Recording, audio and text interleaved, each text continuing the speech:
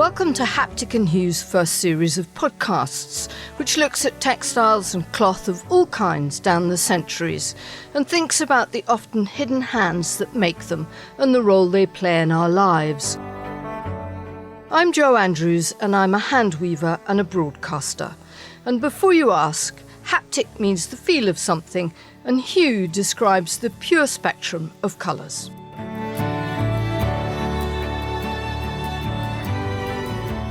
Earlier this year, at the height of the COVID epidemic in Britain, a woman in her mid-90s died in a care home in North London. She'd been in poor health for some time, although she didn't die of COVID. Her husband and almost everyone she was close to in her life had gone before her. She was remembered here and there with a few lines and an obituary or two, but not with the acclaim she deserved. Maybe it was because she died at a time when so many others were dying too, or maybe it was part of a life pattern in which this astonishing woman never quite got the recognition she deserved for her achievements and for her talent. She's somebody to be truly celebrated. She brought something truly stunning, a vibrancy, extraordinary knowledge of how to use colour to inspire, how to draw beautifully within a design context, and yet using her life experience really to celebrate the beauty of design. Ashley Gray is an expert in mid-century textiles, and Alexis Shepherd is a clothing designer. She was a groundbreaker and a pioneer in terms of a Caribbean textile designer and artist who came to prominence very early on, in the late 50s, before there were many black designers on the scene, so to speak. And I think she's an inspiration to all designers, but particularly black designers who are students or aspiring to go into textiles or fashion. The woman they're talking about is Althea McNish, the first black British designer of international renown. Althea, who died in April, was responsible for some of the 20th century's most memorable printed fabrics. She was an important part of a prodigiously talented generation of female textile designers who burst into our lives in the wake of the Second World War. Many of us who love textiles do so because we're interested in colour, how it blends and shimmers, how different shades and tints alter the way we feel. It can light up a room or make it into a calm, reflective space. Althea McNish once said, "Colour is mine," and she was right. Her artistic ability and her majestic use of colour detonated an optimism and joy into a drab post-war Britain. She's also credited with being one of the first people to blur the boundaries between art and design. And because she was producing domestic textiles like curtains and fashion fabrics rather than fine art, they had a profound impact, seeping into homes and lives around the world from palaces to cottages, changing them forever.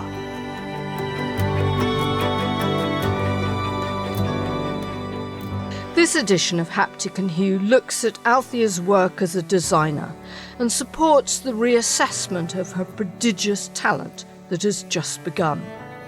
I can't help feeling that if Althea had been French or Italian, she would have been a household name. But because she was British and a migrant, and because she worked in the relatively anonymous field of textile design, who knows the name of the person who designed their curtains? Only now is her work beginning to be appreciated. Here's a snapshot of Althea from Christine Czyczynska, curator of African and African diaspora fashion at the Victoria and Albert Museum in London, who knew Althea in the later years of her life. To my eye, she was always fabulously dressed. My background is fashion design, so I do sort of notice people's clothing. But she always wore her own prints, and she always had beautiful colours, and they would sort of be clashing colours. but they somehow worked, they somehow worked. So she might have an orange print with a red cardigan and a headscarf in another bright shade, fuchsia pink. And she had these fabulously long and elegant hands, and she sort of spoke with her hands.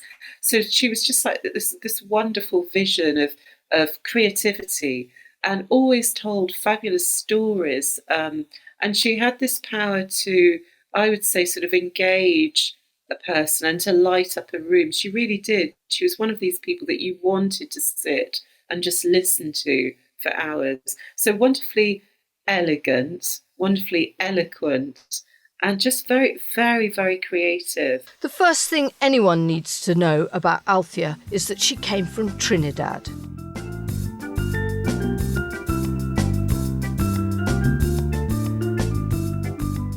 She always said that everything she worked on, she would see it through a tropical eye. I think this is where artists' handwritings begin to develop and come out, because I think you do see the world through a particular lens, and it's almost as though the tropics or Trinidad was a blueprint, and that was the starting point. She saw the heightened hues in colours, if you like, and that was what she responded to. So that the sense of a liking for bright colours, it's because of the light in the Caribbean. And I think she somehow carried that and applied that, or saw everything through that lens, with that light, if you like. Almost like putting the world under a light box in which the colours are heightened. So although she might be looking at a typically English scene like the wheat fields, her eye would pick out the golden hues of wheat in a way that perhaps an English artist might not. Althea was born in Port of Spain, Trinidad's capital, to loving and educated parents.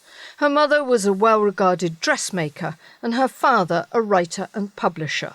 She grew up in a world of ideas, books and fabrics. She talked about her mother being a dressmaker and so sitting in her mother's studio while she cut patterns, and Althea would do the design drawings and tweak the designs that her mum was working on. So it was very much a close relationship. She was a lone child, only child, very, very close to her parents. And I think her parents had Althea when they were quite young. So she always described the three of them almost as a little gang, rather than parents and child. They were almost sort of equals in some respects. But absolutely her creativity was seen at a very young age. So they encouraged her art classes in Trinidad. She won art prizes. She was apprenticed to artists in Trinidad, and that was all supported by her parents. But added to that artistic side of Althea was also a careful technical side. A woman who understood how chemical dyes worked, and a skilled draftswoman who took what one writer describes as a very unusual interest in septic tanks.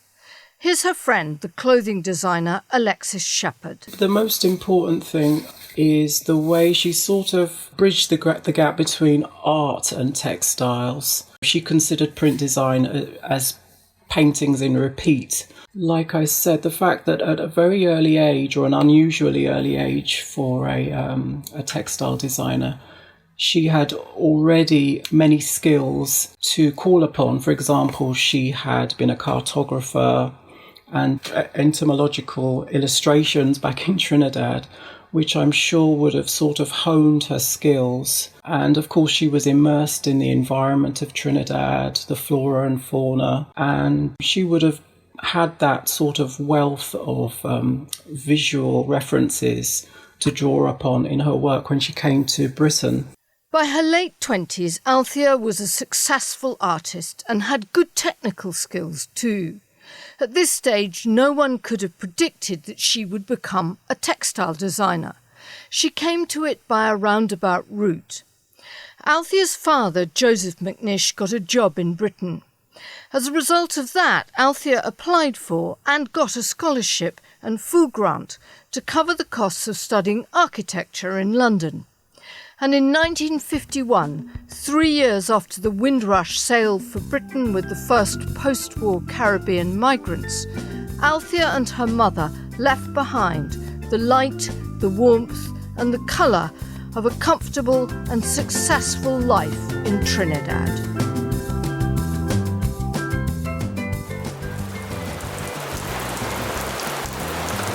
They swapped it for the grey drabness of a scruffy, broke, post-war London.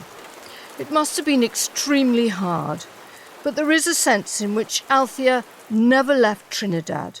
All her life she carried it safely stored within her and expressed it in every piece she ever created. There was no surrender about having to conform to something that was already happening here. What she was doing was bringing these vibrant colours, and again, the way of looking at textiles. You talk about looking at textiles as fine art. To my mind, she's an example of somebody who had that fine artist aesthetic in her DNA already, really. Ashley Gray is an expert in mid-century textiles and co-curator of the recent exhibition on modern British female designers at Messham's in Wiltshire. Ashley believes that Althea arrived in Britain at just the right moment. The timing of this, again, is so perfect. I would compare her to Marianne Marlowe and Jacqueline Grogue and others. Somebody who was arriving on these shores, who was bringing the richness of their experience with them. She quickly abandoned the idea of a long training to be an architect and instead swapped to a shorter course at the London School of Printing and Graphic Arts. And in the way that our lives can change on a chance, while she was there, she went to an exhibition of textiles by students at the Central School of Art. She was interested and, as a result, enrolled on evening courses at Central.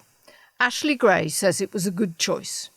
At Central, before she went to the Royal College, you had this more radical approach to the arts that understood that there was a wider context, that wanted to influence beyond just the oil on canvas or the drawing, and understood that textiles in a domestic arena was a way of literally a key of unlocking the door to modernism in the home. These textiles that Althea was producing were bringing something new and vital into the home.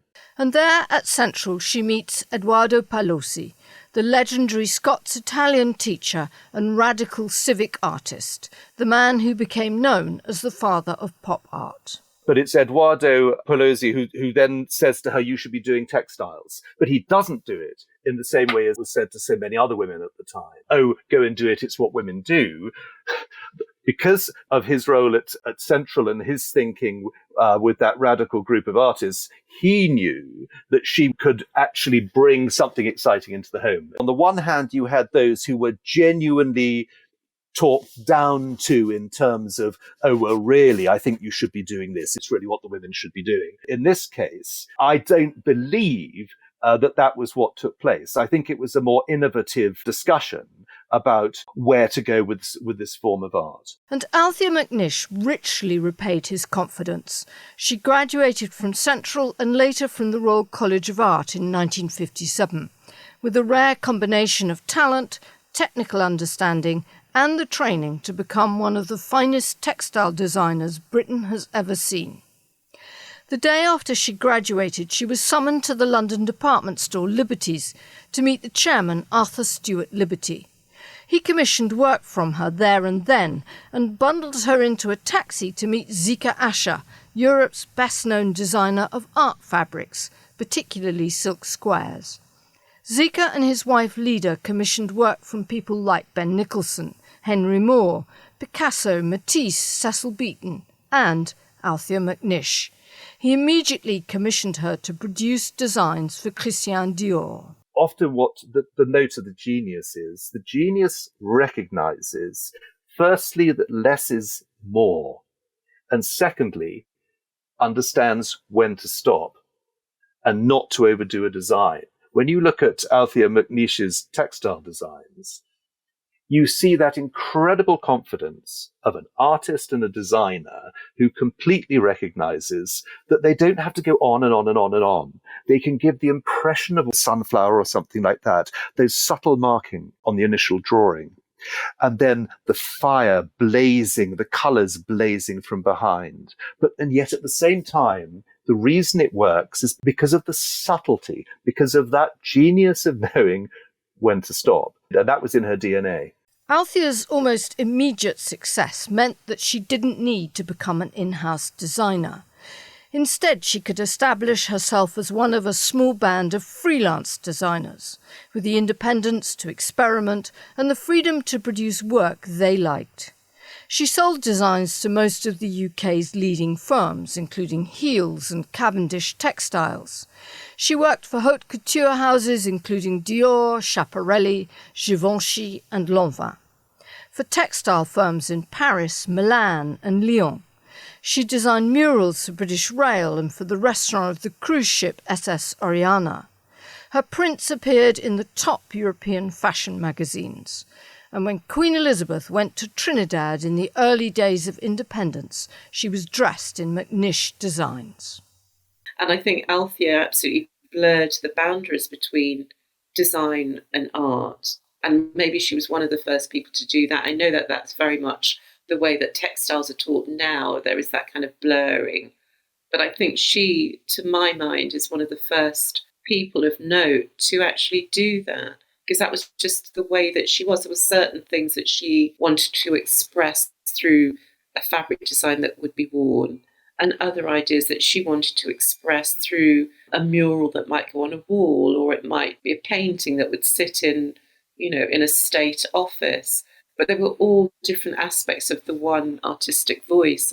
She created her most celebrated design, Golden Harvest, after a weekend in the Essex countryside, walking through golden wheat fields there and recalling childhood walks through rice fields and sugarcane plantations in Trinidad. The design successfully fuses an English country scene with the deep colours of the Caribbean. It sounds as though it couldn't possibly work, but it does, gloriously. It became the best-selling design ever produced by Hull Traders, one of the most prominent design houses of the era. Althea's success rested partly on her ability to speak the language of the production process, and she once said that whenever printers told me it couldn't be done, I would show them how to do it, and soon the impossible became possible.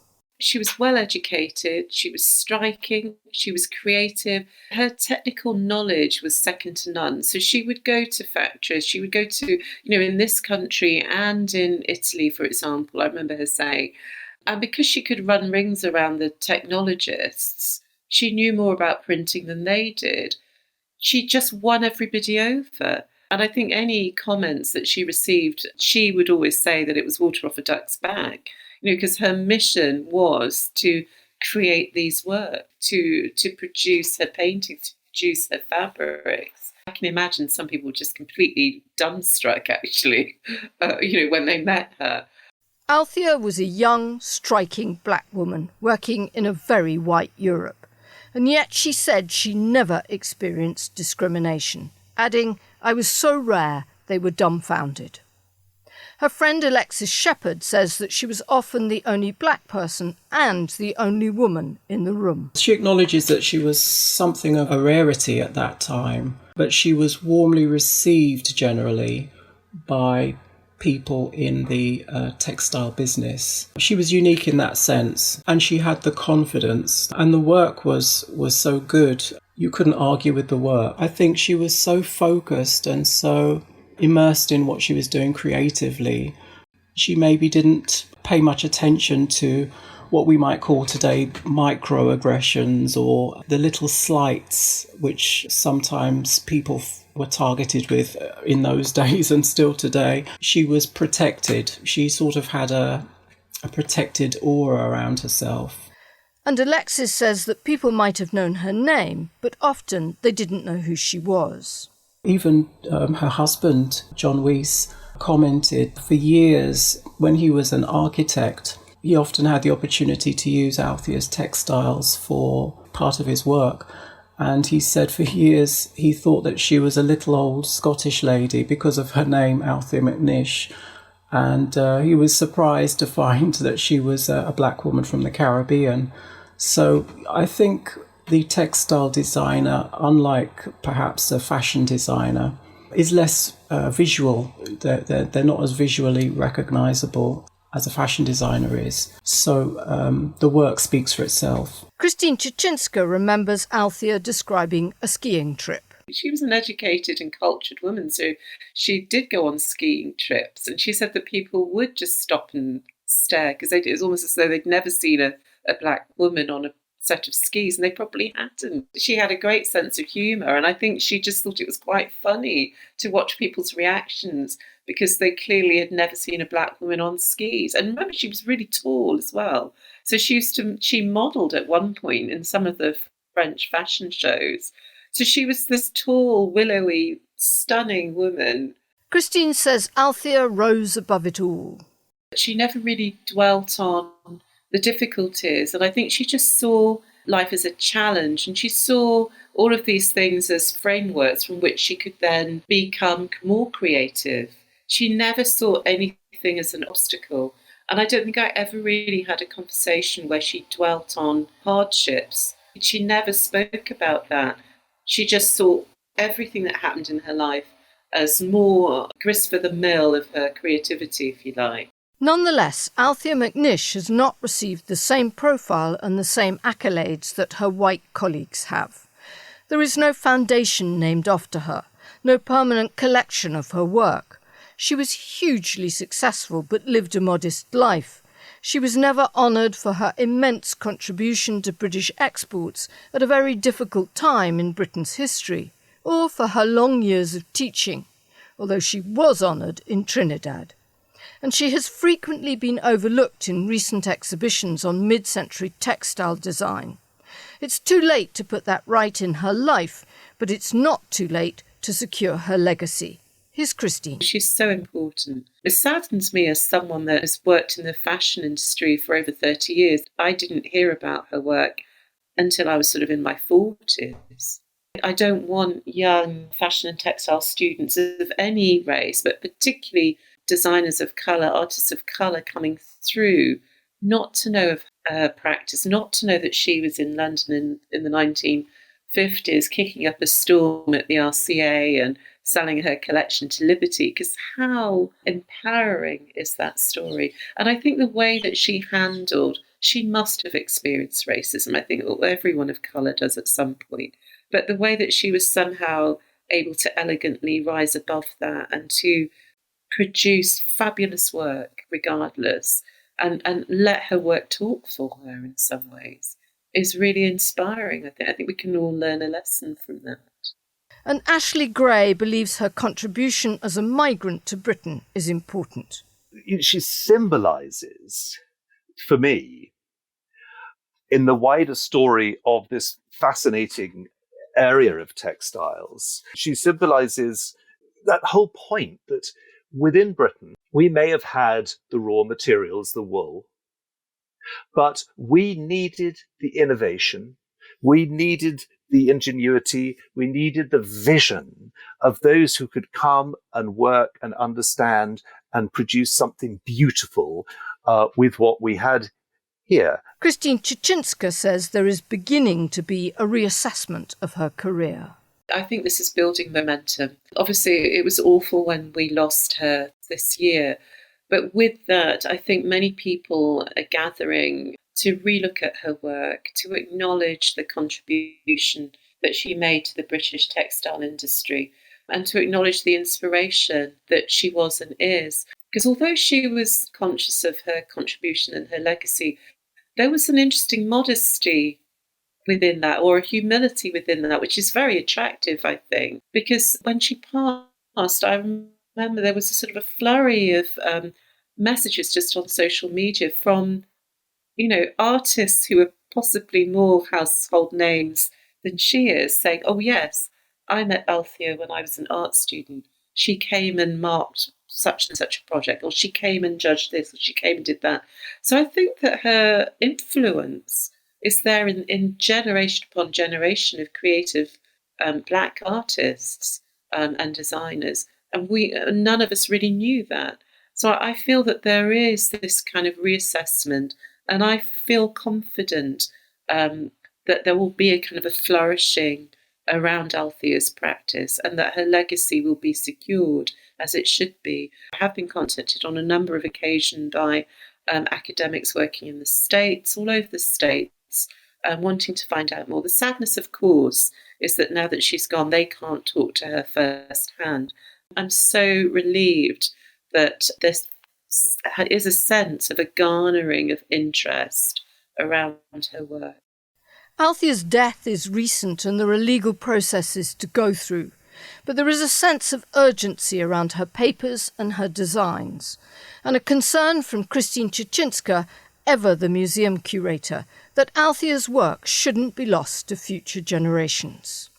Well, she kept an awful lot with her at home, which is why it's really hard to know where her archive is now. My perspective as a museum curator would be that I would love and I would welcome any materials, whether it's notebooks, whether it's artworks, whether it's fabric, whether it's scrapbooks of newspaper articles on her.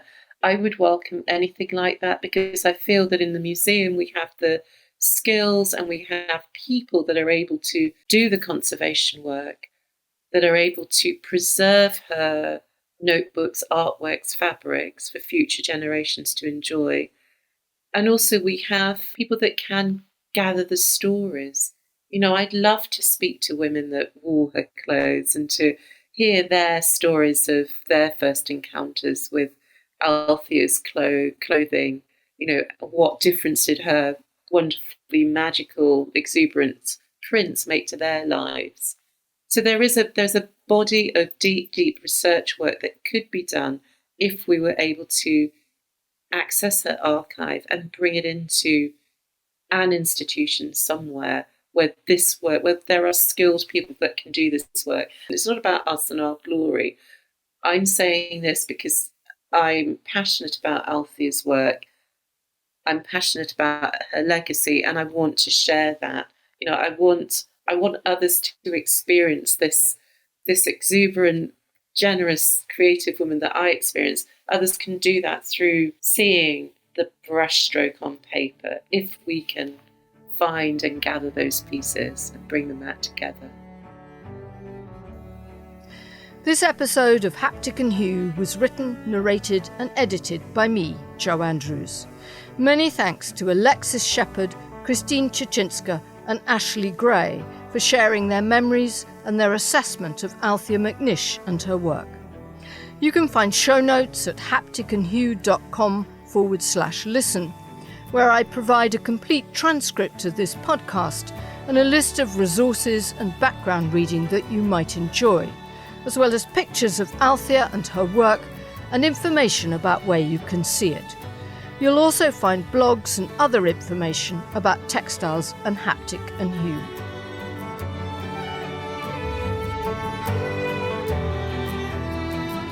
In the next episode, I'll be looking at the extraordinary cohort of female designers that Althea McNish was part of. Design has historically been the preserve of men, and women have always had difficulty in breaking into the field or in getting their work properly acknowledged. But in Britain in the 1950s and 60s, a generation of women dominated a field of design for the first time in history.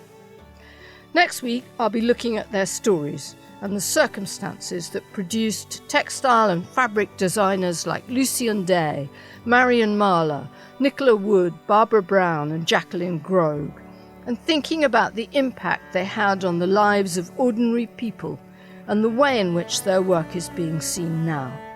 Join me in 2 weeks' time for another episode of Haptic and Hue, and thanks for listening.